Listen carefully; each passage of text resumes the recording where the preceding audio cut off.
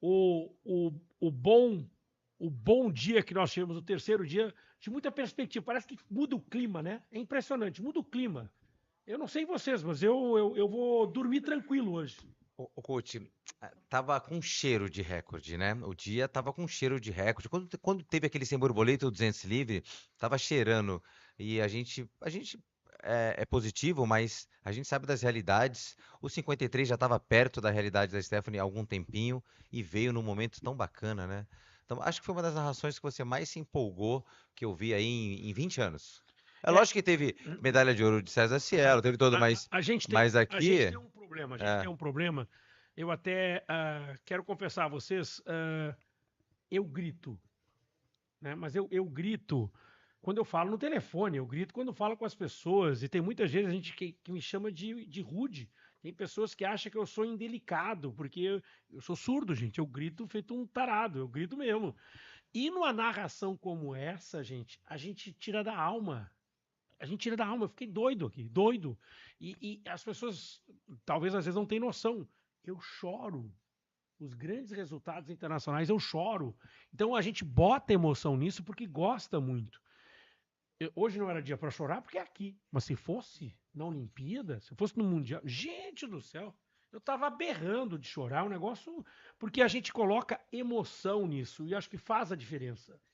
E o recorde mundial do Cielo que foi aqui no 50 livre? Foi aqui. Mas nesse dia eu não estava trabalhando. Nesse dia eu não estava trabalhando. Eu chorei muito em Pequim, muito, muito, muito mesmo. Chorei demais com a Ana Marcela também. Uh, e chorei com o Bruno Fratos. E chorei com o Bruno Fratos. E com o Bruno Fratos eu até filmei a minha comemoração. Doido, doidão, eu fazia assim.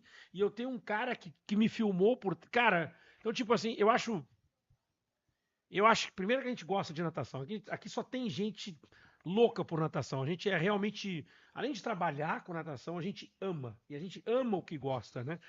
E eu sei que talvez as pessoas não vão acreditar. Mas hoje, depois que a gente sair daqui, a gente vai jantar e a gente vai falar de natação. A gente vai. Tem 20 ou 30 minutos de carro para chegar no hotel, é mais natação.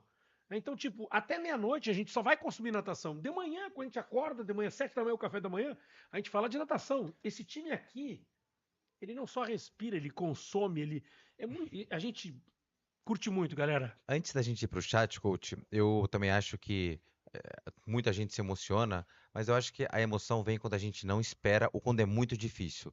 Então, o bronze do César Cielo foi um grito de garganta até maior do que o ouro, porque ele estava lá na raia 8. Assim como o bronze do Fernando Scheffer, era um bronze muito difícil de acontecer. A gente acreditava, mas não era tipo aquela prata do Gustavo, o Gustavão lá, gigantão na raia 4, que vai trazer a medalha, ou o próprio Bruno que estava na 3, assim. Então eu acho que a medalha de bronze do 100 livre do Cielo e a medalha de bronze do 200 livre do Scheffer, ela não estava muito no radar ali. E quando ela veio, aí sim é de explodir cabeça. Eu não sei se vocês lembram disso, mas o que o Patrick está dizendo tem um contexto histórico. O Cielo nada, a primeira série da semifinal do Sem ficou em quinto. E ele já dá uma entrevista chorando, achando que tinha ficado de fora, mas aí ele acaba classificando para a final. E, e depois ele ganha a medalha de bronze no 100 livre. E quando ele dá a entrevista, ao final do 100 livre, a entrevista é feita pelo Marcos Uchoa. Eu estava no Sport TV nessa época e os repórteres eram da Globo. Nós usávamos a reportagem da Globo para o Sport TV. A gente não tinha repórter. E o Marcos Uchoa pergunta: e o 50 livre? E o Cielo diz: o 50 livre eu vou ganhar. E aquilo foi muito forte, aquilo foi realmente muito grande. A gente está tirando uma foto com o time aí, o time está a gente está comemorando. Nós estamos comemorando. E o que o Patrick está dizendo faz todo sentido, porque o 100 livre fez uma diferença gigantesca para o 50, Catarina. Eu lembro dessa entrevista, dele achando que estava fora, e todo mundo, coração apertado, e Chorando. chorando. Não, e é muito tudo você dar uma entrevista antes de acabar a prova. Porque você ainda não tem certeza que você tá fora da final. E pegar uma medalha na raia 8, coach, a gente já viu isso no Brasil algumas vezes. O Patrick me olhou querendo contar todas aqui, mas é muito o fato de não esperar, ele é muito impactante. Tanto que Você disse que não chorava em território nacional. Quando eu te perguntei do recorde mundial, foi um presente. Você estava, né? Estava, Você estava. estava. Eu nadei no dia. Foi um presente para todos nós. Eu só vi aquele recorde mundial dentro de uma arena, entende? Tipo assim, eu não sei, a Gigi com certeza viajou com seleção, viu diversos. O Sincero não estava naquele momento ainda, a gente sabe disso. Mas assim, eu não tinha oportunidade de assistir uma Olimpíada em loco, eu não tinha oportunidade de ver um Mundial de longa em loco. Então, o César Cielo me deu a oportunidade de ver um recorde mundial de um brasileiro no Pinheiros. E para todo mundo que estava lá, então eu posso falar, gente, eu já vivi para ver um recorde mundial na minha frente. Eu achei que isso foi muito especial para toda a torcida brasileira, inclusive. O coach viu o recorde do Manuel dos Santos lá no Guanabara ao vivo, lá, né? É 1960. Eu vou pedir pro Sincero organizar o chat aqui, Sincero. Organiza as perguntas aqui, porque a gente vai para o momento de terceiro dia. Chegamos na metade, né? É. Chegamos na metade. Final do primeiro tempo. Patrick tem 4 personagens no dia de hoje. 4 personagens bem classificados aqui. A Stephanie Baldutini, tem o personagem o Guilherme Caribé, tem o personagem o João Gomes Júnior e tem o personagem Brandon Almeida. E como o Brandon não conseguiu o índice, eu queria conversar por ele. Porque o Brandon já passou por muita coisa. Muita coisa, muita coisa. Eu lembro, cara, me foi dada uma missão. Giovana, tu não tem noção. Entrevistar campeão de prova que não consegue vaga olímpica, eu acho que é o pior emprego do mundo. É o pior emprego do mundo. E me deu essa missão logo na primeira prova, o canal olímpico, eu transmiti pelo canal olímpico, a seletiva olímpica de Tóquio, 2021. Foi muito difícil. E o Brando é um cara que gosta muito da natação. Você sabia que o Brando sabe muito da natação? O Brando conhece todo mundo, todos os parciais, todos os atletas. É impressionante o conhecimento do Brando. E o Brando passou por várias coisas, vários treinadores. E ele, essa temporada, ele decidiu ir para o Cafu. E ele mesmo confessou agora na entrevista o legal, a parte mental dele, que fez a diferença. Eu queria escutar a Giovana sobre isso, porque eu acho que foi muito humilde em dizer que eu primeiro preciso me encontrar e depois eu vou ganhar. Então, tipo, voltei para o lugar onde ele devia estar e o Cafu passou por ali. Não era o que nós queríamos, mas você está de volta para o lugar de onde você nunca deveria ter saído.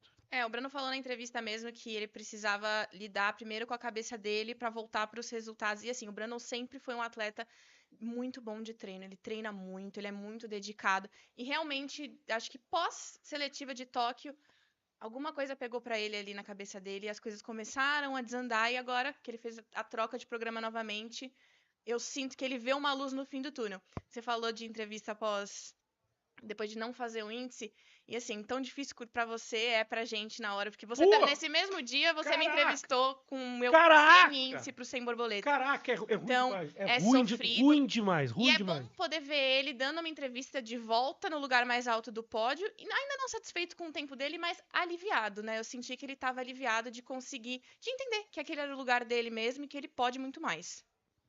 Bom, esse foi o primeiro personagem, Brandon Almeida de volta, 0,6 do índice, vencendo uma prova que ele não ganhava há muito tempo, eram 2 tetracampeões, né? Para quem não lembra, o Thiago Pereira ganhou 13 anos consecutivos de 400 metros. 13, Patrick Winkler. 13 anos.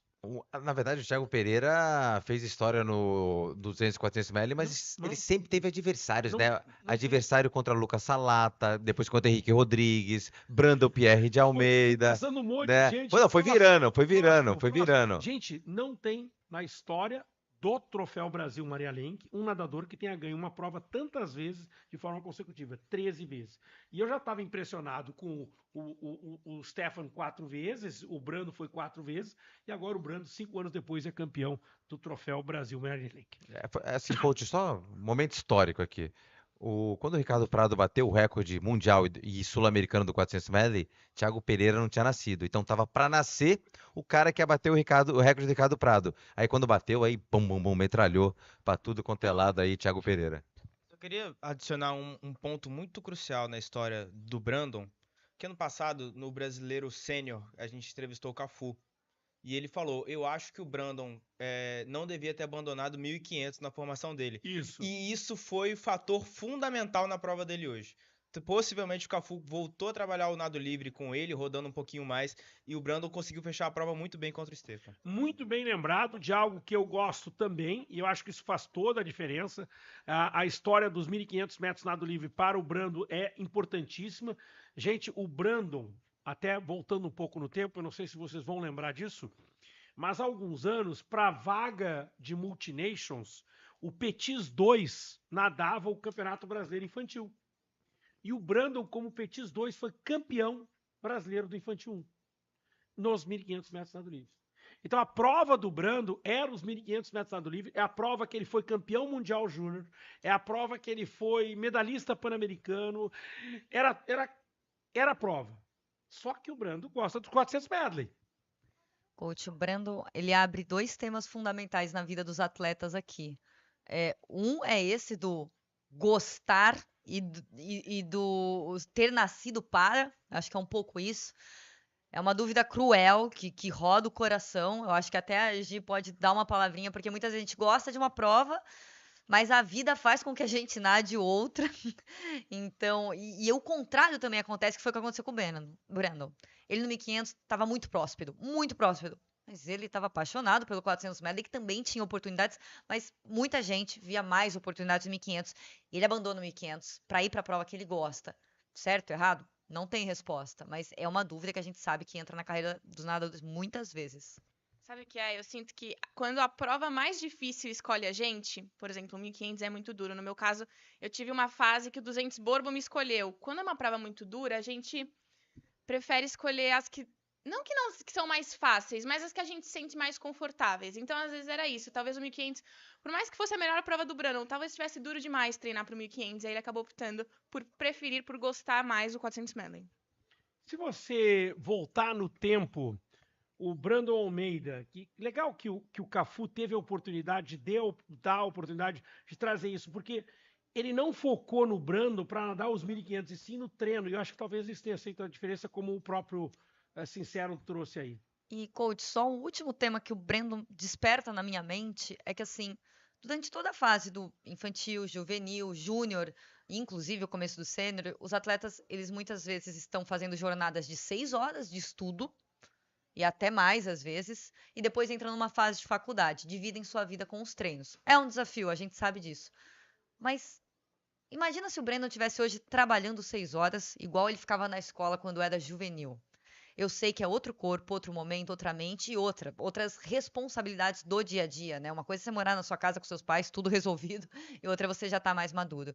Mas o Brandon, ele abre uma janelinha na nossa cabeça para falar, peraí, será que eu consigo ter mais responsabilidade, mas aquela disciplina... O coach vai falar que nos Estados Unidos é a coisa mais normal do mundo, ter part-time job, eu já sei disso. O Patrick vai falar que na Austrália... Na Austrália. Exatamente, o Patrick viveu isso na Austrália, ele vai falar que é super comum. Quase todos os nadadores trabalham. Não, e eu não vou falar que aqui é a Austrália nem os Estados Unidos, não se compara contextos diferentes, mas o Brandon me abriu uma chave na cabeça. Ele estudou e nadou muitos anos, e hoje eu sei que ele trabalha e ele está nadando, e nadou com excelência para quem está numa nova fase, numa transição. Então, será que a gente não consegue ocupar o tempo que ocupava com o estudo, só com mais responsabilidades, algumas demandas diferentes, e encaixar os treinos com altíssima performance? O Brandon, campeão brasileiro, chegou perto de um índice de mundial aqui, e encaixar os dois. Vou passar para a Giovana também, que eu senti que ela refletiu aqui na mente. Não, eu acho que é um dilema, assim, realmente, acho que no Brasil a gente tem essa dificuldade, né, de conciliar estudo e treino, mas o Brandon não é o único. O Caio Pumputz também tá. Ele também trabalha e treina e tá aí dando os resultados dele. Então, o Kaique. gente, tá cheio de atleta aí dando resultados muito bons que trabalham em treino. Então, eu acho que é, sabe, é muito possível, começar a olhar... o próprio João. É começar a olhar com outros olhos agora. Eu acho que é super possível, sim. Segundo personagem, tá na hora de falar de Stephanie Baldutini. Stephanie Baldutini com um ano interessante, porque ela abriu mão do campeonato mundial de piscina curta em Budapeste. Ela decide... focar no NCAA, faz uma temporada incrível, pela primeira vez na história uma brasileira entra no top 3 do NCAA, vai muito bem, resultados incríveis, se torna a MVP da Universidade de Michigan, uma universidade super tradicional, e vem para cá, teve um 200 livre muito positivo, ela é neste momento a nadadora mais eficiente da competição, quem tem o maior número de pontos, e um 53 que já era para ter saído, gente. Já era para ter saído ano passado. Foi aquela temporada da cirurgia, depois da seletiva, saiu o 53, Patrick Winkler. Coach, tem uma coisa na natação que é uma coisa que não interessa se você gosta ou não gosta da pessoa. Ela bateu na frente da Mafê. Só se falava em Mafê nos últimos anos. Inclusive, se você for fazer uma entrevista, a Mafê é a melhor nadadora do Brasil do ano passado e da atualidade. Ela é a melhor nadadora. E ela bateu na frente, lado a lado, na prova que ela bateu o recorde sul-americano. Então isso tem um peso, isso dá a pessoa cresce na competição, né? Eu acho que até se o 100 livre fosse no primeiro dia, talvez não viesse esse resultado. Ela foi crescendo, o programa de provas foi muito interessante, mas eu acho tão impactante quanto fazer 53,8, ela ter batido na frente da Mafê, porque a Mafê é a atleta do momento, né? A atleta maravilhosa do momento, ela é maravilhosa, a Mafê. E ela conseguiu bater na frente da Mafê, e isso tem impacto positivo, porque quando um puxa o outro, Gustavo Borges e Fernando Scherer, a gente que é old school, a gente sabe onde isso vai parar, hein? Vai parar lá em cima. Tem um detalhe que nós hoje pela manhã falamos e a Stephanie provou o contrário. A gente achou que era necessário que ela passasse com 25. Ela não passou com 25. Ela fez 26,14 de manhã, 26,13 agora à tarde, mas o suficiente para a volta. Então, vamos aqui entre nós identificar algumas coisas. A primeira delas, a velocidade da Stephanie ainda não é o que ela quer e o que a gente gostaria que fosse, mas a volta dela está muito boa. Uma volta incrível. O 200 livre acho que contribui muito para essa volta, né? Então, imagina quando ela conseguir passar mais rápido, porque a resistência para voltar ela tem. Olha, tem uma pergunta aqui, Flávio Barbosa, sugestão falar sobre arena coberta com raias, podia melhorar o tempo dos nadadores? Claro, sempre. Lógico, melhores condições sempre melhoram, não tenha nem dúvida disso. Uma melhor iluminação. Gente, as raias, esquece esse negócio da cor da raia, a gente tinha que ter uma luz melhor. A verdade é essa. A diferença está na luz, é a iluminação que poderia ter sido melhor. E a piscina coberta, bom, até agora, eu acho que a piscina, o tempo não atrapalhou ainda, né? Vai que deu uma chuvarada, alguma coisa. Até agora não, mas uma iluminação sempre é. E galera, até para que essas pessoas entendam, nós temos uma responsabilidade muito grande aqui no Grupo Swim Team. Nós somos parceiros da CBDA. E o nosso objetivo é fazer com que a natação cresça. E quando você oferece as melhores condições para os atletas, a tendência é que os resultados aconteçam é essa. E eu tenho certeza que o objetivo é oferecer a melhor condição. Até nós falamos hoje do resfriamento da piscina, citamos na transmissão, né, 27,3, e a outra que não tem o resfriamento é 29,3. O terceiro personagem, está na hora de falar, é do João Gomes. Eu vou deixar o Guilherme Caribé por último. João Gomes Júnior, o homem que é o secretário de esportes da cidade de Limeira. Eu não sei se eu poderia contar isso, mas o João Gomes, no início não poderia contar, mas já contando, né? Eu não sei se eu poderia, mas já contando, né? Um baú para guardar segredo. Eu digo sempre isso e sou mesmo. Falei que o sincero é o fofoqueiro, mas o fofoqueiro sou eu. No início da temporada, o João Gomes tem uma reunião com a diretoria técnica do Pinheiros e ele praticamente abre mão dos benefícios, do suporte que está sendo dado a ele. E ele disse que não seria... Veja que negócio bacana, gente. Não seria justo ele estar recebendo por algo que ele não estaria se dedicando na mesma intensidade que ele vinha antes. E o Pinheiros viu isso como uma forma muito interessante, uma forma muito correta do comportamento dele, do posicionamento dele. Mas manteve ele na competição. A ideia do João Gomes hoje era nadar esse 50 peito e, como eu disse, terminar do outro lado. Obrigado a todos. Sejam felizes. O esporte foi muito bom. Essa era a ideia dele. Mas ele veio aqui e o João é um cara diferenciado, Patrick. O cara foi lá e o cara nadou abaixo do índice. Coisa que nós todos torcíamos que acontecesse, mas nenhum de nós cravava. Peraí. O índice do 27,33? Desculpa, coach. Cara, vi João Gomes nadar durante 20 anos seguidos, mesmo que ele trabalhe algumas horas por dia, tal tudo, esse índice dele cravar, que nem o coach falou que não é o sincero, que não é ele que é o fofoqueiro, não é o sincero que é positivo, sou eu. Mas esse 27,33 estava no meu radar, sim. Eu só acho que Se não tivesse provas de 50 metros nas Olimpíadas, o João tá certo. Fecha as coisas, carreira maravilhosa, vou trabalhar, siga em frente, porque eu sem peito na longa, já deu. Foi campeão pan-americano, 5º lugar nos Jogos Olímpicos do Rio de Janeiro, carreira maravilhosa. Só que ninguém sabia que, quando teve a notícia dos Jogos Olímpicos que ia ter a prova de 50, meu WhatsApp explodiu. O WhatsApp de muita gente explodiu, muitos técnicos. Imagina o do João. O João foi capa na Swim Channel, não foi o Nicolas, foi o João. Então, ninguém esperava. Ah, mas pediram para os Jogos Olímpicos colocar em 2008. Beleza, pediram 2008, 2012, 2016, tal. Ninguém esperava. Então aquilo foi uma bomba que quando o cara faz o planejamento de janeiro e vem uma bomba em abril, aí afeta tudo. E eu não sei nem dizer se... Nem ele sabe dizer. Vai viver um dia de cada vez. Só que potencial, eu já falei isso na transmissão, para nadar até os 42, 43, aí sou eu falando, não o João, eu acho que é viável, mas esse positivismo aqui eu vou dividir aqui com a galera. Ele fez 27,23, é isso, né? 10 centésimos abaixo. 10 centésimos. Só para vocês terem uma ideia, ele nadou pela... Sabe quantas vezes? 67 vezes. 27, 23 ou melhor. Sabe quem... 67 vezes.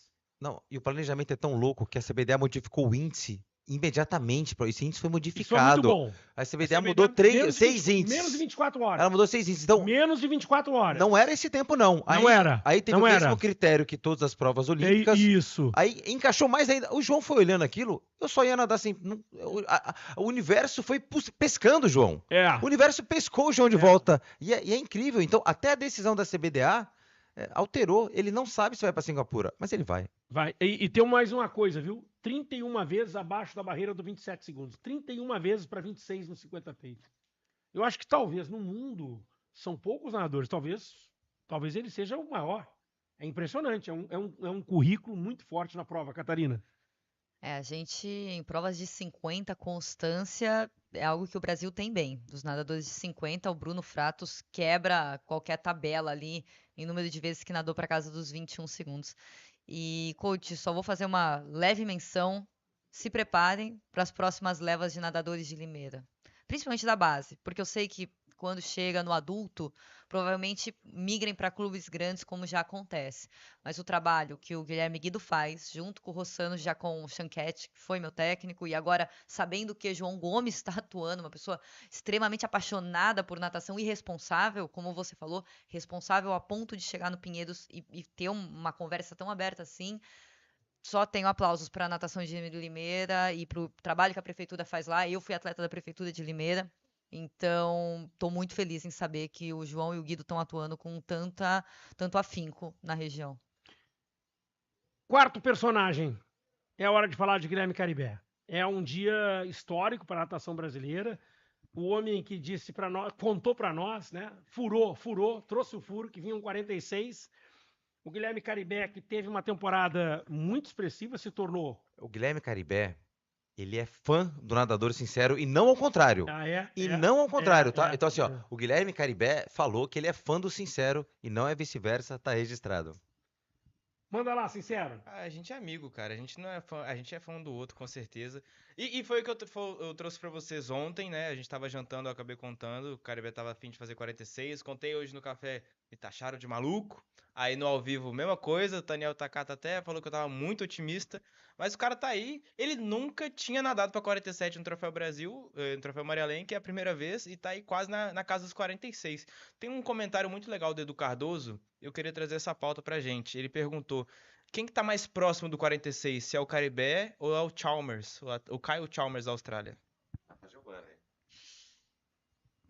Eu vou apostar no Caribé, gente. Já que a gente tá aqui, Brasil, né? Caribé, com certeza. Eu também acho uma pergunta bem interessante. O Kyle Chalmers é mais velho, é bem mais velho, já tem 3 Olimpíadas nas costas. Eu acho que o Kyle Chalmers, talvez... Ele não anunciou nada de aposentadoria, né? E eu não quero aposentar uma pessoa tão veterana. Mas pela idade do Caribé, o Caribé. Gente, é o seguinte, porque é o seguinte, calma. Primeiro lugar, acho que é importante que se diga é o seguinte, ser primeiro do mundo em abril ainda é prematuro, mas 47,10 é um tempo muito expressivo. Nós já tivemos seletivas da Grã-Bretanha, da Hungria, nós tivemos seletiva do Japão, nós já tivemos da Hungria, então ainda faltam seletivas da França, da Austrália, dos Estados Unidos, do Itália. Canadá, Itália. Não, Itália já teve a seletiva e falta a repescagem. Então, e a China ainda falta também. A China ainda falta. Então é o seguinte, o que nós estamos falando hoje é um nadador que está com o melhor tempo do mundo, no primeiro ano pós-Olimpíada, um garoto jovem em plena evolução. Tudo que ele fez até agora foi melhor marca pessoal. Eu quero dizer a vocês que ele bateu todos os recordes brasileiros em jardas esse ano, todos. Ele bateu o recorde do 100 borboleta nas jardas do Vinícius Lanza, que foi campeão do NCAA, gente. Então, nós estamos falando de um cara que ele não está em evolução, ele está em explosão. Aí ele veio para cá, ele nunca tinha nadado 100 borboleta em troféu. O cara foi segundo lugar, foi 51, gente, coisa aí que tá maluco. Eu não quero dar uma de muito positiva, eu não quero dar uma explodida de cabeças, mas a gente tem 50 borboleta com recorde do Nicolas essa semana e 50 livre com recorde do Cielo Mundial essa semana. Ele vai dar uma grudada nesses tempos, né? Vai dar uma grudada, vai dar uma pescada. Então, são dois tempos históricos, né? E vai com tudo, né? Eu até, Giovana, foi muito legal você ter trazido ele aqui. Poxa, isso fez toda a diferença. Acho que deu um show na nossa cobertura. Quero dar os parabéns. E eu queria que você descrevesse um pouco, não dele, mas do ambiente. Eu queria, o que aconteceu quando saiu aquele 47-10? Nossa, tava todo mundo meio em êxtase assim lá, sabe?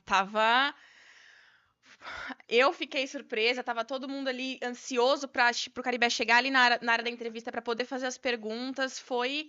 Tava todo mundo torcendo e muito feliz que esse 47-1 saiu. Vocês viram que o 47-10 para primeiro lugar, o Marcelo Querigini 48-38 é 1,28. É muita coisa. É muita coisa. O Patrick até tá dizendo, esse 4% livre. Não, falta para esse time. Falta para esse time. Mas seria ter sido muito bom se o Querigini fizesse essa marca, hein? Não, mas puxa, porque assim, se você pegar os últimos 3 Olimpíadas, foi sempre Kyle Chalmers e mais 3. Kyle Chalmers e mais 3. Kyle Chalmers e mais 3. A Austrália subiu no pódio em todas, no 4% livre. Bronze no 2016, bronze em 2020 e prata em 2000 agora em 2024. Não, mas estou falando no 4% livre. É Kyle Chalmers e mais 3. Kyle Chalmers e mais 3. Kyle Chalmers e mais 3. Calma. 48 baixos. Não, mas daí o cara foi puxando o Cartwright, os caras de borboleta. Foi dando. Pô, tem um cara que vai fechar feito um maluco, ou abrir feito um maluco. Então, dá aquela estimativa, né? Faz o quarto querer estar em quarto. O quarto começa a valer muito. O quarto começa a valer uma vaga para vários lugares. Então, é o início da ressurreição do 4% que precisava também. Eu fico pensando aqui, esse 47-10 abre nós para uma outra perspectiva, e o que eu vislumbro hoje é o 46-91 caindo a qualquer momento. A qualquer momento. Eu acho que o 46... Imagine você, gente, ele vai bater o 46-91 do César Cielo esse ano. E tenho certeza que esse é o objetivo dele, né? Ele veio aqui falar que esse 46 vai ficar para Singapura. Isso. Então, assim, é o objetivo dele chegar no 46, com certeza. E o ouro. Galera, o ouro, lógico. Galera, é o seguinte, eu vou trazer para vocês a seleção do Mundial Júnior ao final do terceiro dia, metade da competição. É hora de trazer para vocês Lúcio Flávio Paula do Pinheiros, continua a liderança pelo 100 borboleta, Cauã Santos Carvalho pelo 50 peito e não mais pelo 100, o Gabriel Machuco pelo 100 borboleta, o Cauã Marinho pelo 100 livre, subiu o Cauã Marinho, Bruno Primeirão do Grêmio Náutico no 400 livre, Gustavo Zimmermann do Pinheiros pelo 100 costas, o Pedro Henrique Medrado pelo Flamengo entrou pelo 400 medley. Aí vem Joyce Rocha, Flamengo 100 borboleta, Manuela Balancega 50 peito, Miguel Carvalhosa 400 livre, Fluminense, Guilherme Escudeiro do Flamengo 200 livre e a Agatha Amaral, neste momento, é a 12ª com 4,52 nos 400 medley. E olha, olhando, cara, não tem nada garantido aqui não, hein? Tem nada garantido. Eu ainda tô vislumbrando 200 borboleta na Júlia. 200 borboleta na Júlia vem aí. É prova, viu? Mas é uma seleção muito boa. É uma seleção muito boa. Eu queria que vocês falassem um pouquinho dessa seleção júnior que eles estão pegando. O que me incomoda é 3 meninas. Me incomoda. Me incomoda. Eu acho. Eu sei que. Mas, sei lá.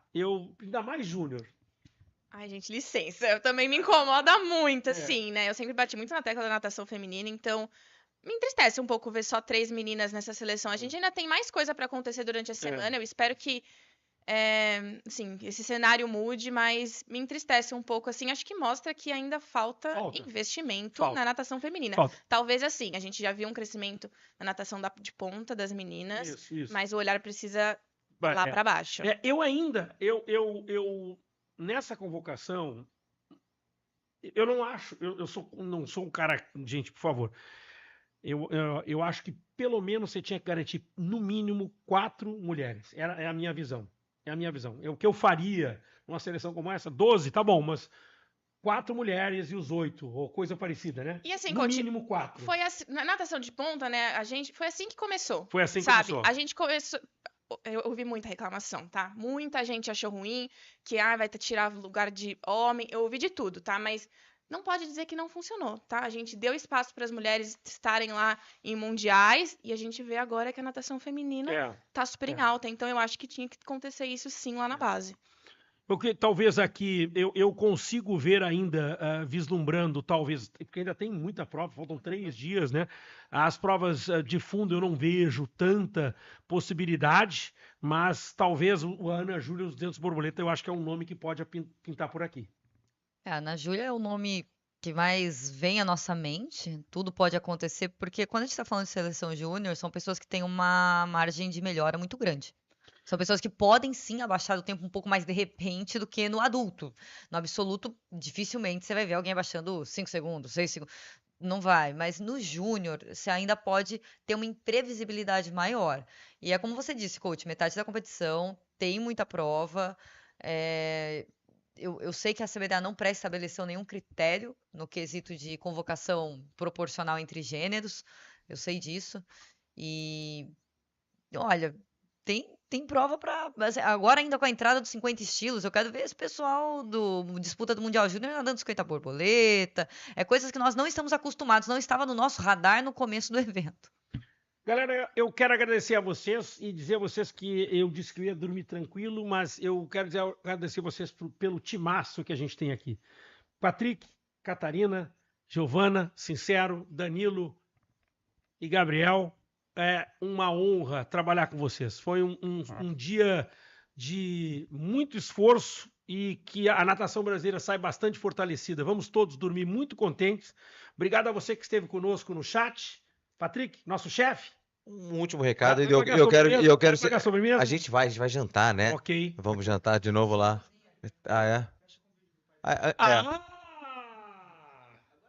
Agora! Entendi. Vamos fazer o seguinte. Fechou a cozinha. Mas antes disso, eu só queria fazer um agradecimento especial ao Guilherme Freitas. Ele não está presente fisicamente. Pro Guilherme. O Guilherme Freitas, ele coloca o resumo das eliminatórias em 1 minuto depois que o último bate no placar. Ele põe o resumo das finais em 1 minuto depois que bate no placar. Tudo mais rápido possível. Ele está lá em São Paulo, controlando tudo que acontece. Não está aqui fisicamente, assim como a Catarina e Monteiro. Eles precisam estar no online, mas aqui não está completo, não. Então, Guilherme, seu camisa 10 da Sweet Channel. 10. Catarina e Monteiro.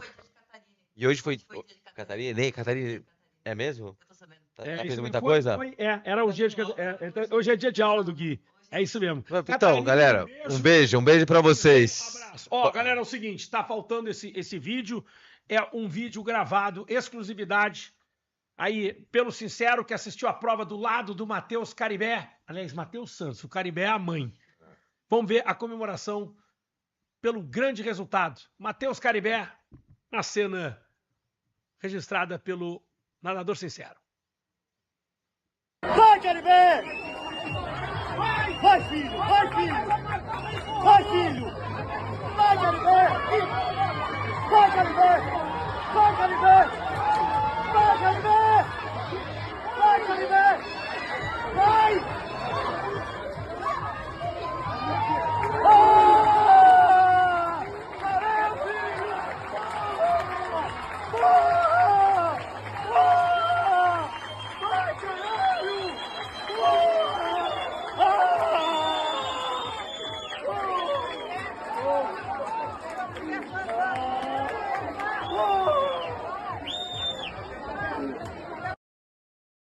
Tennessee.